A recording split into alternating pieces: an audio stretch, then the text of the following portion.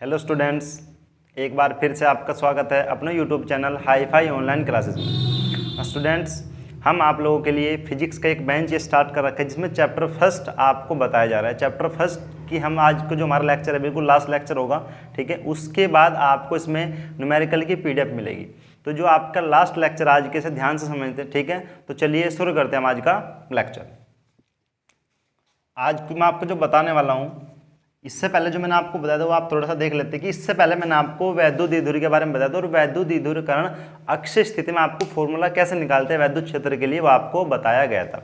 तो जिसने भी वो लेक्चर नहीं देखा है चैनल पर जो वो लेक्चर वहां से देख सकते हैं। तो उसका जो सेकेंड पार्ट है हम यहाँ से स्टार्ट करते हैं। वैद्युत द्विध्रुव के कारण, ये आपका वैद्युत द्विध्रुव के कारण निरक्षीय रेखा में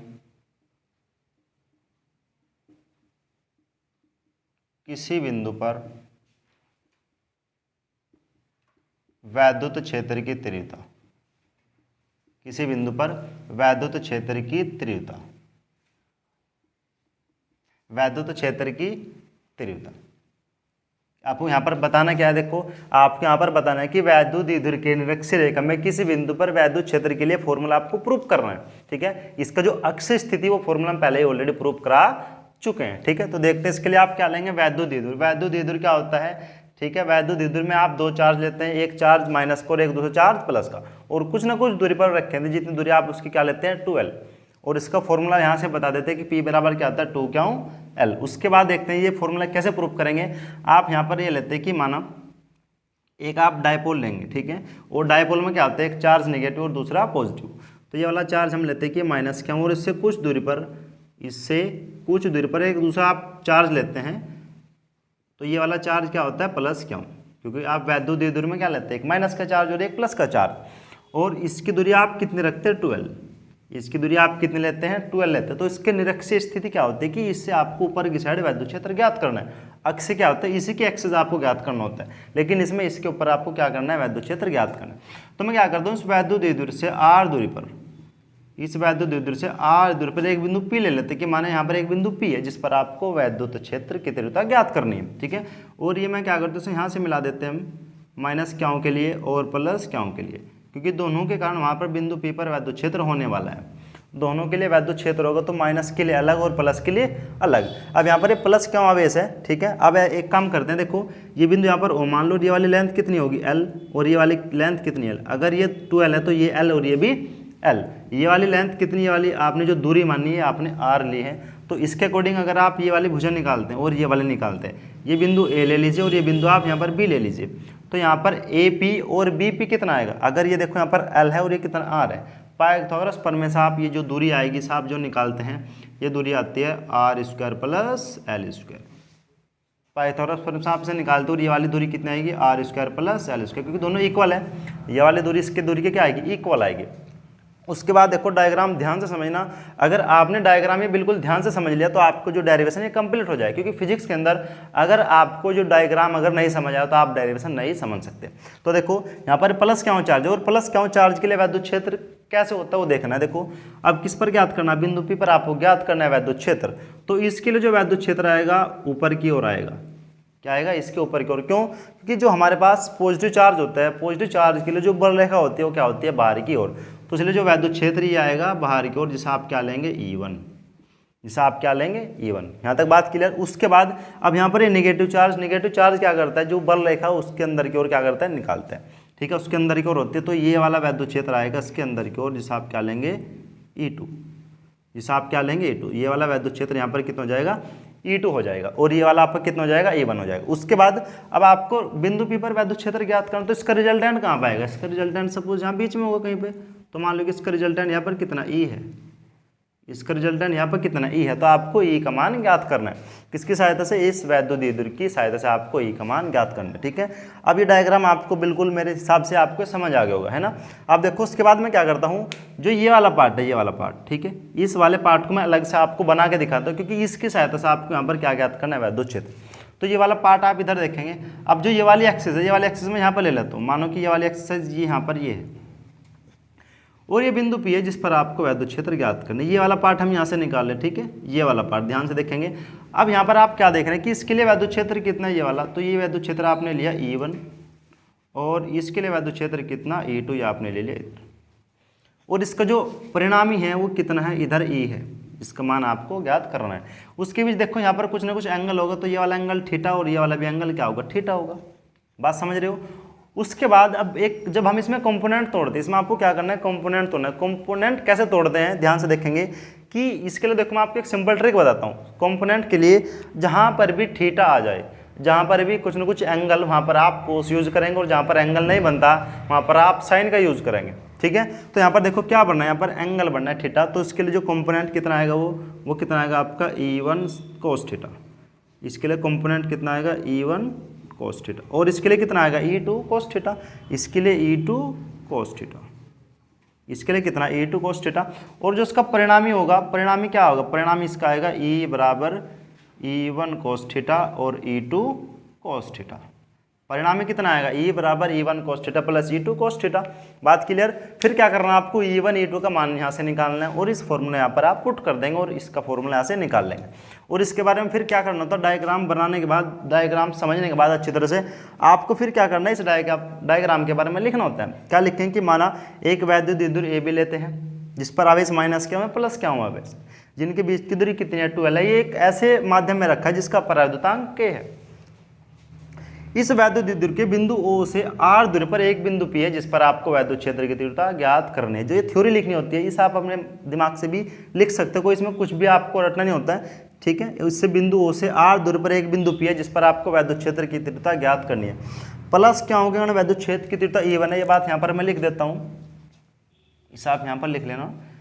ये आपका आएगा E बराबर E1 cos theta plus E2 cos theta. Plus क्या हुआ, आवेश के कारण, प्लस क्या हुआ, आवेश के कारण वैद्युत क्षेत्र E1 है, E1, तथा माइनस क्या हुआ, आवेश के कारण, माइनस क्या हुआ, आवेश के कारण वैद्युत क्षेत्र E2 है। वैद्युत क्षेत्र E2 आपको यहाँ पर डायग्राम में दिख भी रहा होगा। इसके लिए E1 और इसके लिए कितना है, E2 है, ठीक है। अब करना है क्या, आपको वैद्युत क्षेत्र E1 का मान और वैद्युत क्षेत्र E2 का मान फाइंड करेंगे और इस इक्वेशन में आप यहाँ पर पुट कर देंगे। क्योंकि जो होता है देखो यहाँ पर अब एक बात और इसमें है कि जो ये वाला कंपोनेंट होता है ये कितना आता है, E1 sin थीटा, और ये कितना आएगा, E2 sin थीटा। क्योंकि इधर कुछ ना कुछ एंगल नहीं, एंगल ओनली इधर बना है, तो इसके लिए E1 cos थीटा और इधर E2 cos थीटा। बात क्लियर। अब यहाँ पर E1 sin थीटा और E2 sin थीटा ये क्या होते हैं, ये एक दूसरे को निरस्त कर देते हैं। क्यों, क्योंकि देखो ये एक दूसरे क्या है, एक दूसरे के विपरीत है, तो विपरीत होने के कारण ये E1 sin थीटा और E2 sin थीटा एक दूसरे को निरस्त कर देते हैं। ओनली आप क्या लेंगे, E बराबर E1 cos theta plus E2 cos theta. अब इसके लिए आपको वैद्युत क्षेत्र यहाँ पर निकालना आता है। प्लस क्या आवेश के कारण वैद्युत क्षेत्र किस पर, बिंदु P पर।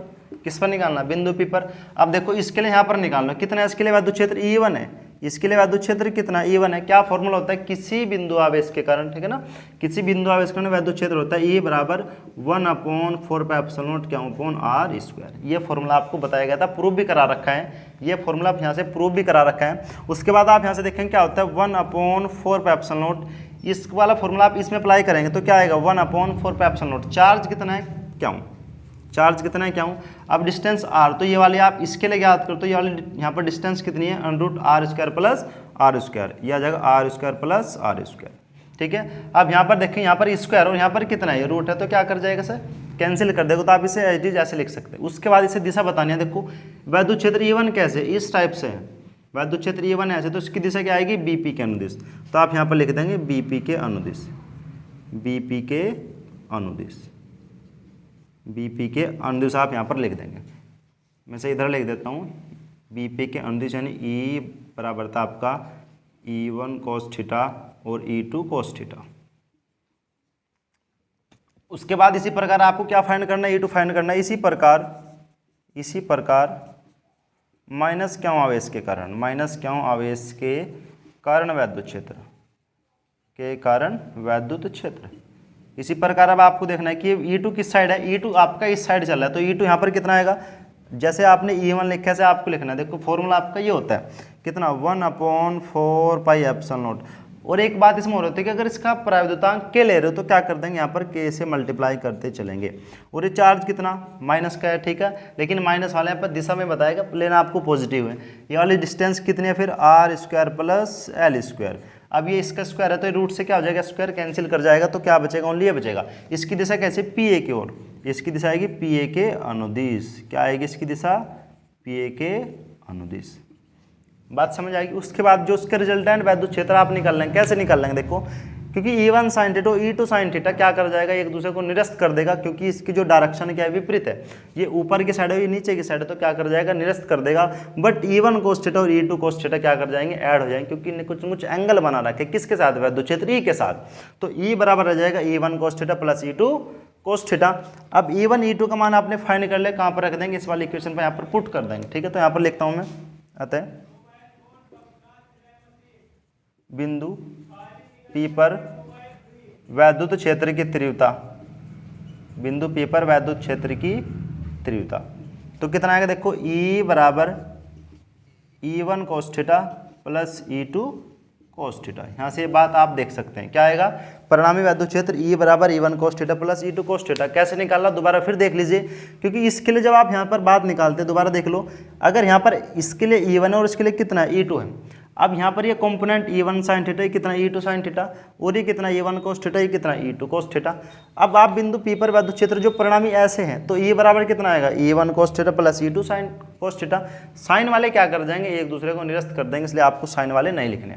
उसके बाद क्या करना है, आपको E1 और E2 का मान यहाँ पर पुट कर देना है। तो आप एक काम करो, जल्दी जल्दी आप इसके यहाँ से स्क्रीनशॉट ले लीजिए। चलो नेक्स्ट चलते हैं।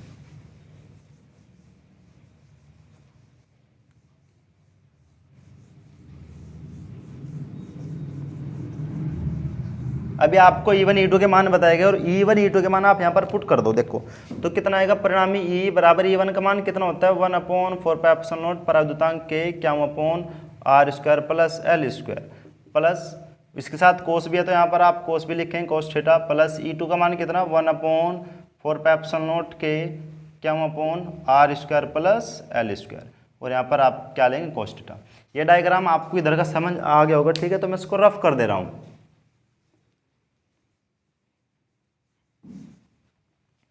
उसके बाद यहाँ से आप क्या कर सकते हैं, देखो यहाँ से एक चीज़ कॉमन आ रही है, तो ये E बराबर आएगा आपका 1/4 पाई एप्सिलॉन नॉट। देखो ये भी इक्वल है, ये भी इक्वल है, तो जुड़ जाएगा, ऐड हो जाएगा। तो क्या लिख सकते हैं 1/4 पाई एप्सिलॉन नॉट के चार्ज कितना क्या हूँ, क्या आ जाएगा r² + l², और ये क्या आ जाएगा यहाँ पर 2 cos थीटा। क्या हो जाएगा 2 cos थीटा हो जाएगा। उसके बाद एक काम आपको उसके अंदर और करना है। अब यहाँ पर cos थीटा है, क्या निकालना है, वैद्युत क्षेत्र। तो आप इस डायग्राम से क्या कर सकते हैं, देखो मैं यहाँ से cos थीटा का मान निकाल सकता हूँ। आप यहाँ से cos थीटा का मान निकाल ले इस डायग्राम से, क्योंकि यहाँ पर क्या बना, ट्रायंगल बना, त्रिभुज बना, तो इसके सहायता से आप cos थीटा का मान निकाल ले, यहाँ पर पुट करें और सोल्व करेंगे, वैद्युत क्षेत्र यहाँ से निकल जाएगा।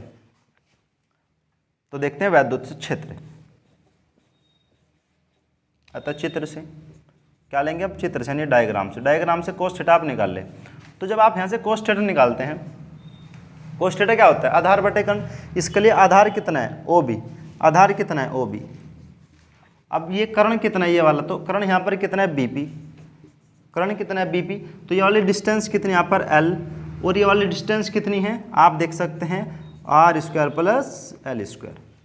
ये मान आपने यहाँ से निकाल लिया, कहाँ पर पुट कर देंगे, इस वाले कोस की जगह आप ये वैल्यू पुट कर देंगे। तो ये बराबर कितना आएगा 1/4 पाई एप्सिलॉन नॉट क्या हूँ r² + l², और यहाँ पर 2 है, तो ये 2 इसके साथ चल जाएगा, तो 12/√r² + l²। उसके बाद देखो क्या कर सकते हैं, ये यहाँ पर r² + l² की पावर 1 है, और इसकी पावर कितनी है 1/2, तो ऐड हो जाएगा। तो E बराबर बचेगा 1/4 पाई एप्सिलॉन नॉट। देखो यहाँ पर आएगा 2 क्यूएल, ये क्या हो जाएगा 2 क्यूएल, इसकी पावर 1 है और इसकी पावर कितनी है 1/2, तो कितनी आ जाएगी पावर r² + l² की पावर 3/2। पावर कितनी आ जाएगी 3/2, इसकी यहाँ से पावर आ जाएगी। उसके बाद फिर क्या करना है, इसको थोड़ा सा और सोल्व कर लेंगे, और ये डायग्राम जो यहाँ पर ये डेरिवेशन है अभी इसे प्रूफ करके बता देंगे, ठीक है। तो आप इससे इधर से स्क्रीनशॉट ले लीजिए, फिर आपको इधर से बताते हैं।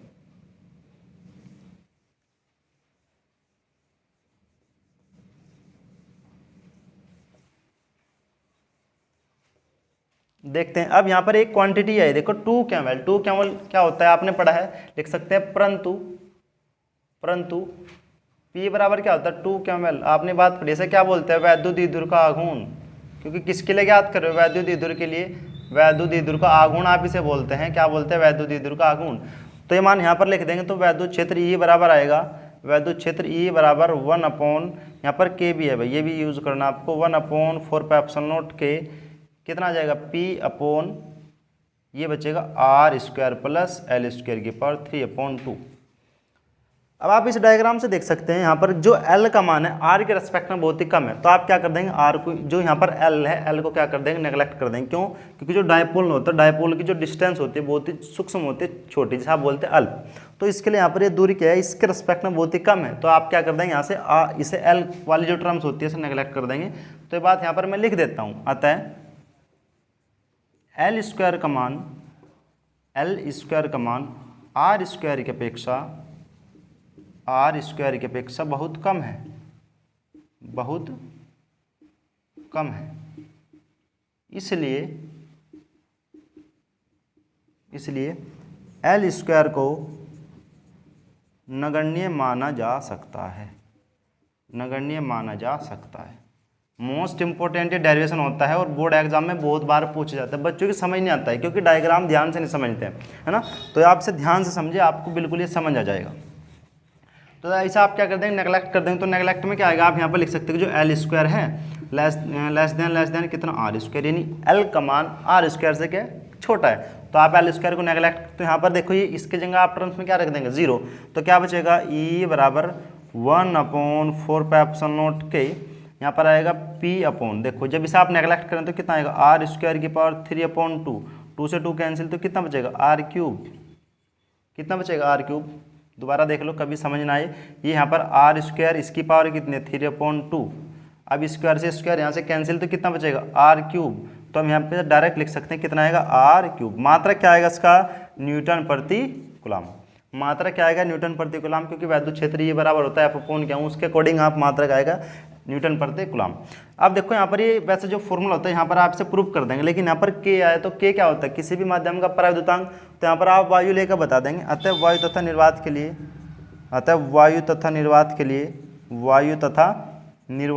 तो वायु तथा निर्वात के लिए K का मान कितना होता है, 1। आप जानते हो लेक्चर इसमें भी अपलोड है, जिसे भी नहीं पता है जाकर देख सकते हैं, सभी लेक्चर आपको ऐसे ही प्रोवाइड कराए जाएंगे, ठीक है। तो K का मान कितना 1 है, तो क्या आ जाएगा, वैद्युत क्षेत्र E बराबर 1/4πε0, K का मान 1 पुट कर देंगे तो कितना आएगा, P/R3। ये क्या होता है, निरक्षीय स्थिति के लिए वैद्युत क्षेत्र, निरक्षीय स्थिति के लिए क्या होता है, वैद्युत क्षेत्र होता है, मात्रक न्यूटन प्रति कूलम। अक्षीय स्थिति के लिए क्या होता है, यहाँ पर 2 आ जाता है ओनली, अक्षीय स्थिति के लिए प्रूफ करा रखे हैं, यहाँ पर क्या आ जाएगा 2P, और इसके लिए क्या होता है, ओनली P आता है, ठीक है। जो ये डेरिवेशन आपके यहाँ तक पूरा कंप्लीट हो चुका है, आप इसका स्क्रीनशॉट ले लीजिए। आशा करता हूँ कि ये आपको ये लेक्चर समझ आया होगा, ठीक है। और मिलते हैं नेक्स्ट वीडियो में, तब तक के लिए धन्यवाद।